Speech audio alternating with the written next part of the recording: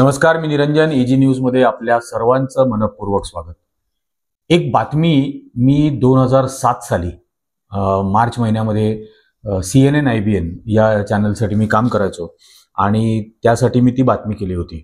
आणि ती बातमी काय होती तर आपल्या लोणावळ्याच्या जवळ ज्या हजारो दगडामध्ये खणून बनवलेल्या गुफा आहेत, केव्ज आहेत, त्या केव्जमध्ये असलेली जी बुद्ध लेणी आहेत त्याच्याबद्दलची ती बातमी होती. आणि त्या बौद्ध लेण्यांचं लोणावळ्याजवळच्या या बौद्ध लेण्यांचं कसं भगवीकरण व्हायला सुरुवात झालेली आहे ही बातमी मी 2007 साली मार्च महिन्यामध्ये ही त्यावेळेला केली होती. आणि त्यानंतर बरंच त्या ठिकाणी चर्चा झाली. आज पुन्हा एकदा या बातमीचा उल्लेख आठवला.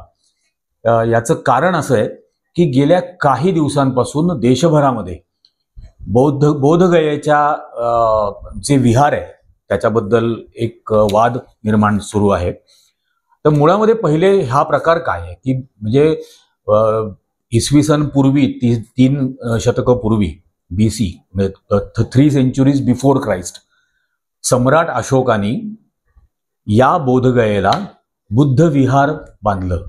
त्यामुळे मी कधीही त्याला मंदिर म्हणत नाही, ते विहार आहे, ते बुद्ध विहार आहे. त्याला जरी नंतरच्या काळामध्ये बोधगयेचं मंदिर वगैरे असं लोक बोलायला लागले असले तरी ते बोधगयेचं मंदिर नाही, ते बोधगयेचं विहार आहे जे सम्राट अशोकानी बांधलं. आणि ते बोधगयेला बांधलं याचं कारण बोधगयेमध्ये त्या वृक्षाच्या खाली बसलेले असताना गौतम बुद्धांना अटेनमेंट आपण ज्याला म्हणतो, एनलाइटनमेंट, म्हणजे त्यांना ज्ञानप्राप्ती, साक्षात्कार वगैरे हे जे शब्द आहेत, तर एनलाइटनमेंट त्यांची ही त्या ठिकाणी झाली. आणि त्यानंतर गौतम बुद्ध हे जगभरात माहिती झाले आणि ते आपलं ज्ञान पसरवू शकले त्या निमित्ताने. त्यामुळे बोधगया अनन्यसाधारण महत्व आहे. गौतम बुद्धांच्या ज्या 4 अत्यंत महत्वाची ठिकाणं आहेत त्यांच्या आयुष्यातली, त्यातली बोधगया हे एक अत्यंत महत्वाचं ठिकाण आहे जे सम्राट अशोकानी त्या एनलाइटनमेंटच्या सन्मानार्थ बोधगयेमध्ये त्यांनी हे एक भव्य असं विहार त्या ठिकाणी बांधलं. आता त्यानंतर हा जो वाद सगळा सुरू झालेला आहे आणि आता जी सगळी आंदोलनं त्या बोधगयेच्या मुक्तीसाठी म्हणून केली जात आहेत, याचं कारण काय आहे की या सगळ्या ठिकाणी जसं मी आधी सांगितलं 2007 ला लोणावळ्याजवळच्या लेण्यांच्या इथं सुद्धा असंच भगवीकरण करण्याचा प्रकार झाला. आता गेल्या कित्येक वर्षांपासून या बोधगयेच्या हे जे बौद्ध विहार आहे या बौद्ध विहाराचं सुद्धा अशाच पद्धतीने हे भगवीकरण करण्याचा प्रकार सुरू झालेला आहे. आणि आता म्हणजे हा अनेक वेळेला संघर्ष झालेला आहे. यापूर्वी अनेक वेळेला आंदोलनं झाली आहेत. म्हणजे 19व्या शतकामध्ये सुद्धा आंदोलनं झाली 1890 का 92च्या आसपास. त्यानंतर वारंवार याबद्दल ही मागणी केली जाते. आणि याचं कारण काय होत आहे या सगळ्याचं की पहिली गोष्ट तर बिहार सरकारने 1949 साली बोधगया टेम्पल अधिनियम असा एक ऑर्डिनन्स काढला आणि तो एक नियम बनवला. आणि त्या बोधगया टेम्पल अधिनियमानुसार या बोधगयेचं जे हे विहार आहे याच्या देखभालीसाठी आणि याच्या मॅनेजमेंटसाठी त्यांनी एक समिती बनवली, 9 सदस्यांची समिती. त्या 9 सदस्यांच्या समितीची रचना अशी आहे की त्यातले 4 बुद्धिस्ट असतील, 4 हिंदू असतील आणि तिथला जिल्हाधिकारी हा 9वा त्याचा अध्यक्ष म्हणून असेल. आणि त्या नियमामध्ये हे पण म्हटलेलं आहे की तो जिल्हाधिकारी म्हणजे तो जो जिल्हाधिकारी असेल तो हिंदूच असेल. म्हणजे 5 हिंदू आणि 4 बौद्ध असे त्या बोधगयेच्या विहाराच्या मॅनेजमेंट कमिटीवरती असतील. आता कुठल्याही गोष्टीची मॅनेजमेंट कमिटी ही त्या परिसरामध्ये त्या आवारामध्ये काय काय व्हावं, काय काय ऍक्टिव्हिटीज होऊ शकतात हे ठरवते. आणि आता असं झालेलं आहे की या बोधगयेच्या विहाराच्या आसपास म्हणजे तिथं पूजा करणारे हिंदू आतमध्ये, त्याच्यानंतर बाहेर एक मंदिर तिथं पण हिंदू, आतमध्ये येणाऱ्या जाणाऱ्यांना पहिल्यांदा ते रामाचं दर्शन घ्या म्हणतात, मग आतमध्ये जा म्हणतात. त्याच्यानंतर तिथं श्राद्ध कर्म ही त्या ठिकाणी होतात बोधगयेच्या बौद्ध विहाराच्या परिसरात. श्राद्धाची कामं ही विधी हे त्या ठिकाणी केले जातात. आणि हे सगळे श्राद्ध वगैरे करणं हे बौद्ध धर्मामध्ये नाही आहे, पण हे हिंदू विधी हे बोधगयेच्या विहारामध्ये केले जातात. कारण तिथल्या नियोजन समितीची, तिथल्या मॅनेजमेंट कमिटी जी आहे तिच्यामध्ये 9 जणांची जरी असली तरी बहुमत हे त्या अधिनियमानुसारच हिंदूंचं आहे. आणि मग स्वाभाविकपणाने असं होऊ नये उद्या याचं पूर्णपणाने भगवीकरण होऊ शकेल. आजही तिथं आतमध्ये जाणारे जे म्हणजे पर्यटक आहेत किंवा दर्शन घ्यायला जाणारे जे भाविक आहेत, यांना तिथले पुजारी स्टोऱ्या काय सांगतात की हे पांडव आहेत. म्हणजे तिथं 5 गौतम बुद्धांचे शिष्य आणि गौतम बुद्ध अशा ज्या मूर्ती आहेत, तर ते सांगतात हा कृष्ण आहे आणि हे 5 पांडव आहेत. हाच प्रकार पांडव लेण्याच्या बाबतीत नाशिकला सुद्धा आहे. म्हणजे मुळात नाशिकमधली लेणी ही बौद्ध लेणी आहेत, तिथं काही पांडवांचा संबंध नाही. पण बौद्ध लेणींना मुळात पहिल्यांदा पांडव लेणी म्हणायला सुरुवात करायची आणि मग त्याचं त्या दिशेने सगळ्या गोष्टी न्यायला सुरुवात करायची, जे बोधगयेच्या बाबतीत झालंय. आता माझं म्हणणं आहे की हे जे सगळं आंदोलन चाललंय याचा खूप वस्तुनिष्ठ पद्धतीने आपण विचार करायला हवा. आता पहिले अशा पद्धतीची समिती असणं हे चूक आहे. आता याच्याबाबत काय काय होऊ शकतं, कारण की मुळामध्ये अशा पद्धतीची समिती ही गैरसंविधानिक आहे हे पहिले सिद्ध करणं याच्यातलं गरजेचं आहे. आणि जे अगदी उघड आहे म्हणजे हा ज्याच्यामध्ये म्हणजे आपल्या देशाच्या संविधानाचं जे आर्टिकल 13 आहे, अनुच्छेद 13, ते 13वा अनुच्छेद, ते 13वा आर्टिकल असं सांगतं की 26 जानेवारी 1950ला संविधान अस्तित्वात आल्यानंतर त्याच्या आधीचे सर्व नियम, कायदे, प्रथा, परंपरा वगैरे जे काय असतील, जे संविधानातल्या तरतुदींच्या विरोधात आहेत, ते सर्व गैरलागू होतील, ते सर्व नष्ट होतील, ते शून्य होतील थोडक्यामध्ये. आता त्याच्यामुळे खरं तर हा जो बिहार सरकारने बोधगया टेम्पल अधिनियम 1949चा बनवला, तो 49 साली बनवला बिहार सरकारने. त्यानंतर जानेवारी 50 मध्ये भारताचं संविधान आलं आणि भारताचं संविधान असं म्हणतं की 26 जानेवारी 1950च्या आधीचे सर्व अधिनियम असतील, कायदे असतील, ते सर्व गोष्टी जर संविधानातल्या तरतुदींच्या विरोधात असतील तर ते नल अँड व्हॉइड होतील, ते शून्य होतील, त्याला काही अर्थ राहणार नाही, ते निरर्थक असतील. त्यामुळे खरं तर बोधगया टेम्पल अधिनियम 1949 हाच संविधानाच्या अस्तित्वानंतर 26 जानेवारी 1950 नंतर हा निरंक ठरतो, तो असूच शकत नाही. त्याप्रमाणे नंतरचा कारभार होणं हेच मुळामध्ये गैरसंविधानिक आहे त्या अधिनियमाप्रमाणे.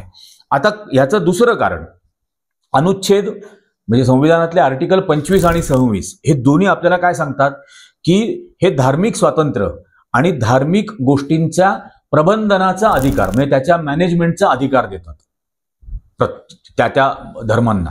आता धार्मिक स्वतंत्रता आणि धार्मिक प्रबंधनाचा अधिकार, म्हणजे त्या धार्मिक वास्तूंच्या मॅनेजमेंटचा अधिकार जर का आर्टिकल 25 आणि 26 प्रमाणे दिला जातो, आणि जो म्हणजे आता मुस्लिम समाजाची मस्जिद असली किंवा हिंदूंचं मंदिर असलं तर हिंदूंच्या मंदिराचा कारभार हिंदूंनीच बघायचा, मुस्लिम समाजाच्या मस्जिदीचा कारभार त्यांनीच बघायचा. सिखांचे गुरुद्वारे असतात तर सिखांच्या गुरुद्वाराचा कार्यभार हा सुद्धा त्यांनीच बघायचा. तिथं दुसऱ्या धर्माची माणसं ही अलाउड नाहीत. आता अशा परिस्थितीमध्ये बौद्धांच्या बाबतीमध्ये, आणि त्यांचं हे एक सर्वोच्च ठिकाण बोधगया जो विहार आहे, बोधगयेचा बुद्ध विहार, याचा कारभार मात्र 5 हिंदू आणि 4 बौद्ध असे करतील, हे म्हणणं या आर्टिकल 25 आणि 26च्या विरोधात आहे. हे क्लिअर कट आहे. दुसरा भाग याच्यामध्ये आहे की आर्टिकल 14 संविधानातला अनुच्छेद 14 हा इक्वॅलिटीचा अधिकार देतो.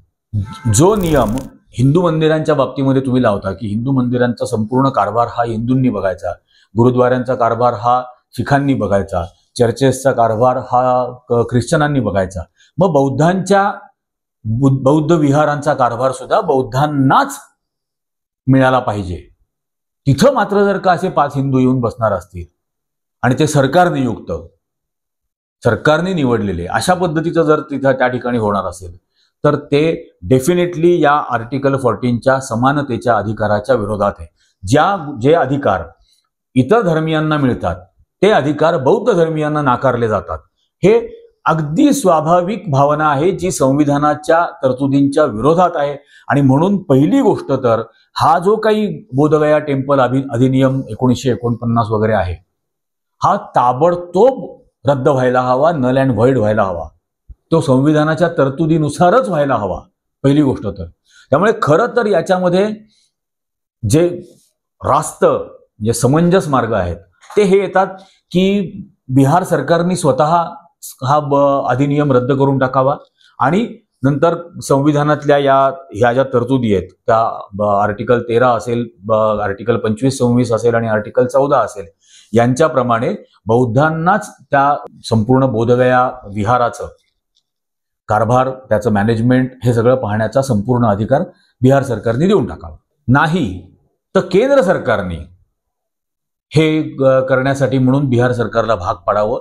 केंद्र सरकार स्वतःच्या अधिकारामध्ये सुद्धा हे करू शकतं, तर केंद्र सरकारने हे करायला हवं. न्यायालयांनी खरं तर याची स्वतःहून दखल घ्यायला हवी सुमोठो, कारण की सर्वोच्च न्यायालयाची आणि भारतातल्या न्यायालयांची ही जबाबदारी आहे की संविधानाचं इंटरप्रिटेशन करणं आणि संविधानामध्ये दिलेले अधिकार आणि हक्क हे अबाधित राखणं नागरिकांचे, हे न्यायालयाचं कर्तव्य आहे. आणि आता परवा 28 मार्चच्या इम्रान प्रतापगडीच्या निर्णयामध्ये सुद्धा सर्वोच्च न्यायालयाने हे स्पष्टपणे सांगितलं की या अधिकार आणि कर्तव्यांचं संरक्षण करणं हे न्यायालयांचं, न्यायव्यवस्थेचं प्राथमिक मूलभूत कर्तव्य आहे. असं असताना न्यायालयाने सुद्धा या आंदोलनांची दखल घ्यावी, सर्वोच्च न्यायालयाने या आंदोलनांची दखल घ्यावी.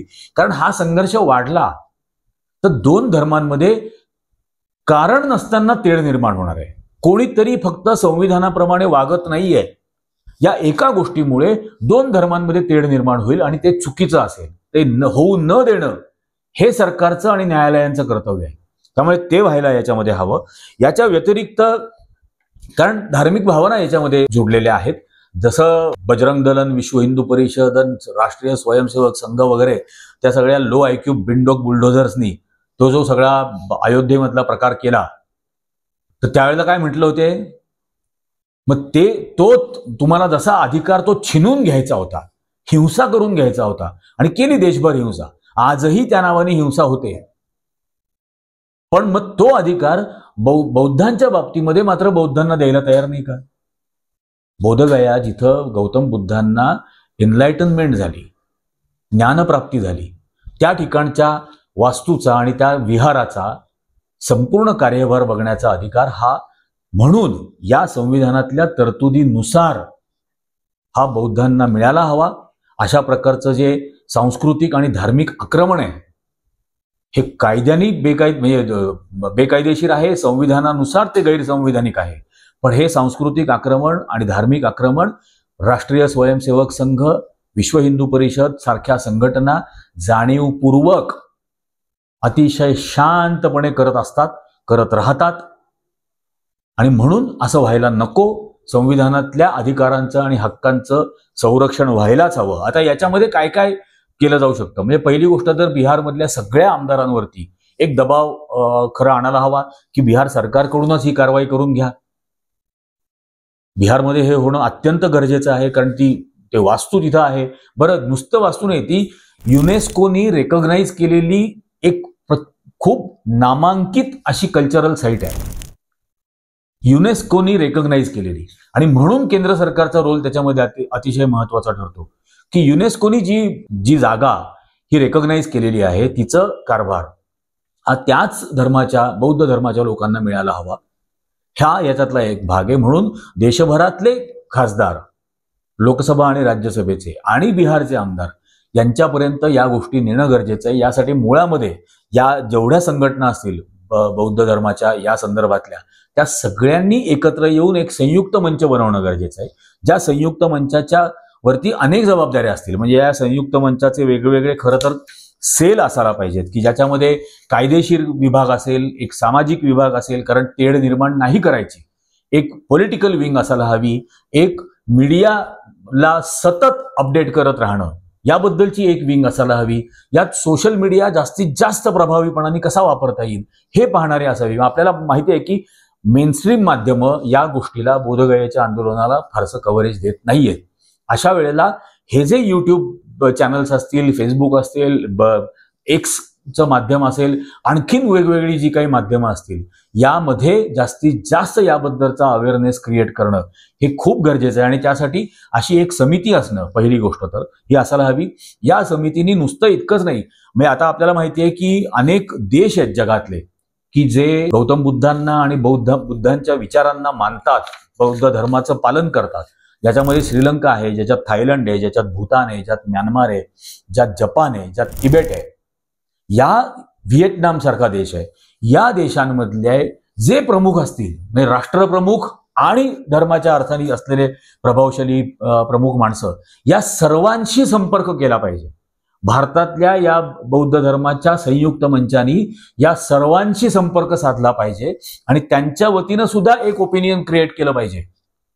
कारण त्याही देशांमधून, या सगळ्या देशांमधून, जपानमधून, थायलंडमधून, व्हिएतनाममधून, भूतानमधून पर्यटक येतात बोधगयेला तिथलं दर्शन घेण्यासाठी. तर त्यामुळे त्यांच्याहीसाठी हे महत्वाचं आहे. आणि ही युनेस्कोची रेकॉग्नाइज्ड साईट असल्यामुळे या अशा देशांना सुद्धा संपर्क करायचा. वेगवेगळ्या देशांची जी भारतामध्ये हाय कमिशन्स असतील, त्यांचे राजदूत असतील, यांच्यापर्यंत हा अवेअरनेस वाढवायचा. आंतरराष्ट्रीय माध्यमांमधून हा विषय पुढे न्यायचा. अशा अनेक स्तरांवरती याबद्दलचं काम होणं हे अतिशय गरजेचं आहे. याचा खूप मोठा प्रभाव हा पर्यटनावरती होत असतो आणि भारतामध्ये होणारं खूप मोठं पर्यटन हे अशा प्रकारच्या बौद्ध विहारांना भेट देण्यासाठी होत असतं. हे महत्वाची गोष्ट आहे. अजंठा, एलोरा या ज्या केव्ज आहेत, इथं जपानची डायरेक्ट एड आहे, जपानसारख्या देशाची. आणि तिथं भेटीला येणारे जे काही जगभरातले पर्यटक असतात, तर यांच्यामध्ये तो अवेअरनेस क्रिएट करणं की तुम्ही अजंठा एलोरा बघायला आलाय तर बोधगयेला नक्की जा. आणि बोधगयेमधल्या बिहाराची आजची समस्या ही आहे, गेल्या काही वर्षांपासून, त्या 1949च्या कायद्यापासून ही अवस्था झालेली आहे. आणि अशा प्रकारे हे एक कल्चरल आणि धार्मिक अतिक्रमण हे जे होऊ पाहत आहे, हे थांबवण्यासाठी म्हणून तुम्ही सुद्धा भारत सरकारला विनंती करा, तुमच्या देशांना सुद्धा भारत सरकारला अशा प्रकारची विनंती करायला सांगा. असं एक वेगवेगळ्या मल्टीप्रॉंग्ड पद्धतीने या गोष्टीला सामोरं जायला पाहिजे. देशामध्ये तर याच्याबद्दल खूप प्रचंड मोठ्या प्रमाणावरती अवेअरनेस क्रिएट करणं अत्यंत गरजेचं आहे. बौद्ध ज्यांनी जगाला विश्वशांतीचा संदेश दिला, त्या गौतम बुद्धांची विचारधारा, त्या गौतम बुद्धांच्या विचारधारेनुसार या विहारांमध्ये होत असलेलं कार्य, हे बौद्धांच्या विहारामध्ये जे होत असतं ते नुसत्या प्रार्थना नसतात. तिथं ध्यान आहे, तिथं चिंतन आहे, तिथं वेगवेगळ्या विषयांचं तत्वज्ञानाबद्दलचं प्रशिक्षण आहे. या सगळ्या गोष्टी तिथं होतात. आणि म्हणून या विहारांचं रक्षण, संरक्षण आणि संवर्धन हे होणं अत्यंत गरजेचं आहे. हा जो बोधगयेचा प्रश्न आहे, हा निदान आताच्या भारत सरकारने हा दुर्दैवाने त्या अयोध्येतल्या बाबरी मशिदीबाबत जसं केलं तसं करू नये. या बोधगयेच्या बौद्ध विहाराचं संपूर्ण संरक्षण व्हायला हवं. त्याचा संपूर्ण कारभार हा बौद्ध धर्मीयांच्याच स्वाधीन असायला हवा. आणि त्यासाठी, कारण तो संविधानानुसार आहे, त्यांची ती मागणी जी आहे ती 100% संविधानातल्या तरतुदींनुसार आहे. त्यामुळे ती ताबडतोब मागणी मान्य झाली पाहिजे. आणि या देशामधली धार्मिक सौहार्दता टिकवण्यासाठी म्हणून आणि विश्वशांतीचा संदेश देणाऱ्या गौतम बुद्धांच्या या सगळ्या तत्वज्ञानाचा भाग म्हणून त्याची जपणूक, त्याचं संवर्धन होणं हे अत्यंत गरजेचं आहे. माझी बांधिलकी ही शेवटपर्यंत, मरेपर्यंत सत्याशी आहे. आणि मग ते सत्य कोणाच्याही विरोधात असो, ते सांगायला मी कधीही कचरणार नाही. त्यामुळे हे आज जे हिंदू धर्मीयांचं त्या ठिकाणी होत असलेलं सांस्कृतिक आणि धार्मिक आक्रमण आहे, अतिक्रमण आहे, याच्या विरोधातही मी बोलणार, शेवटपर्यंत बोलणार. हे असल्या दुसऱ्या कुठल्याही गोष्टींनी खचणार नाही. परंतु त्या विषयाची संपूर्ण सखोल माहिती घेणं हे पहिलं जबाबदारी आहे. आणि म्हणून मी याची पूर्ण माहिती घेतली आणि आता हा व्हिडिओ आपल्यापर्यंत देतोय. या व्हिडिओचा उद्देश सुद्धा हाच आहे की जास्तीत जास्त लोकांचं प्रबोधन या निमित्ताने व्हावं. फक्त बौद्ध धर्मीयांचं नाही, इतर धर्मीयांचं सुद्धा प्रबोधन व्हावं. त्यांच्यामध्ये सुद्धा समंजसपणा आणि संविधानात्मक तरतुदींचं ज्ञान, ही क्लॅरिटी त्यांच्यामध्ये यावी, हा याचा उद्देश आहे. त्यामुळे हा व्हिडिओ जास्तीत जास्त जणांपर्यंत पोहोचवा. लाखो करोडो लोकांपर्यंत हा व्हिडिओ पोहोचवा, याची लिंक शेअर करा, जास्तीत जास्त जणांनी हा व्हिडिओ लाईक करा. तुम्हाला काय वाटतं, या संविधानात्मक तरतुदींनुसार या बोधगयेच्या बौद्ध विहारावरती बौद्ध धर्मीयांचाच अधिकार आणि हक्क असायला हवा, याबद्दल तुम्हाला काय वाटतं हे कॉमेंटमध्ये नक्की सांगा. आजच्या भागामध्ये इतकंच. धन्यवाद.